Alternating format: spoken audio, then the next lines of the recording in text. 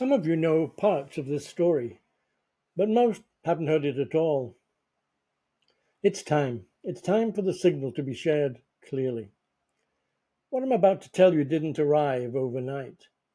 It coalesced almost exactly 6 years ago.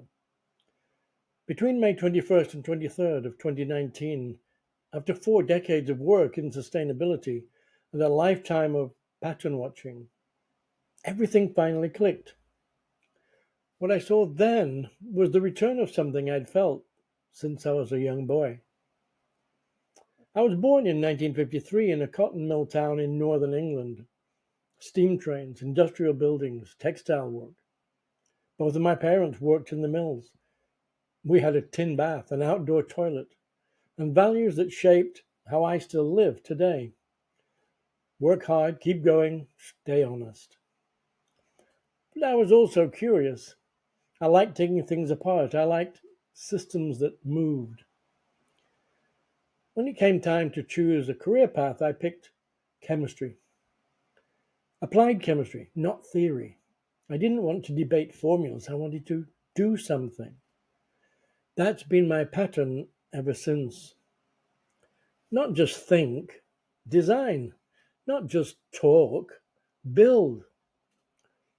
I spent the early years of my career in R&D labs at consumer products companies, and I loved seeing a product I work on show up on store shelves. But I also saw what most didn't: toxins in wastewater, pollution built into product design, a lack of systemic awareness in decisions that scaled globally.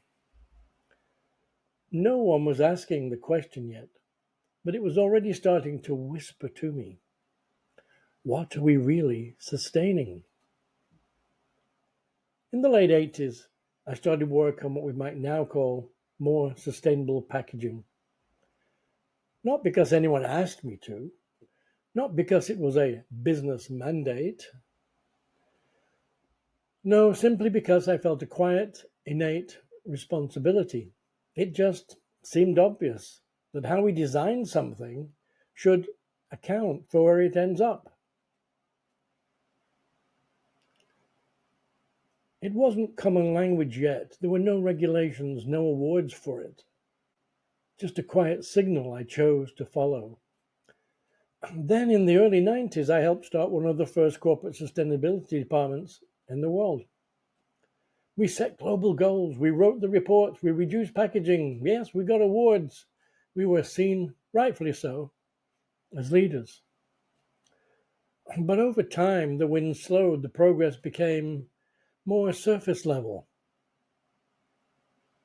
We were measuring harm reduction, not life enhancement. And eventually I realized we were solving symptoms, not systems. I left, and I joined the pioneers of cradle-to-cradle design, Bill McDonough and Dr. Michael Braungart.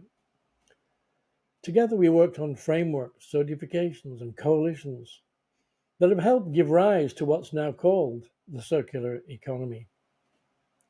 I helped birth organizations, I advised governments, I spoke across countries and cultures.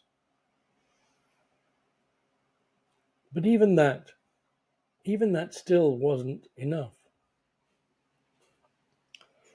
Because circularity alone doesn't guarantee coherence. You can loop toxins. You can cycle broken design. Circular isn't the same as sustainable.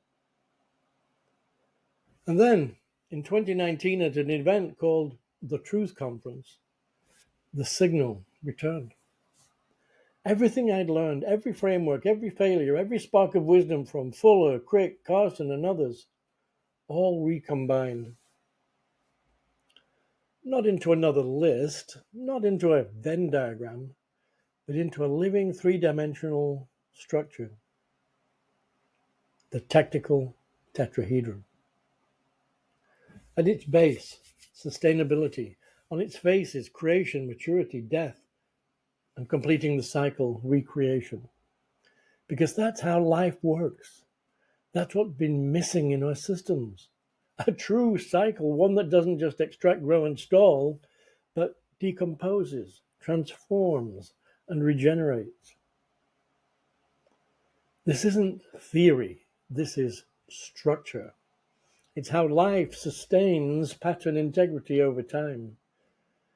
And it led me back to the question I now carry with me every day. What are we trying to sustain?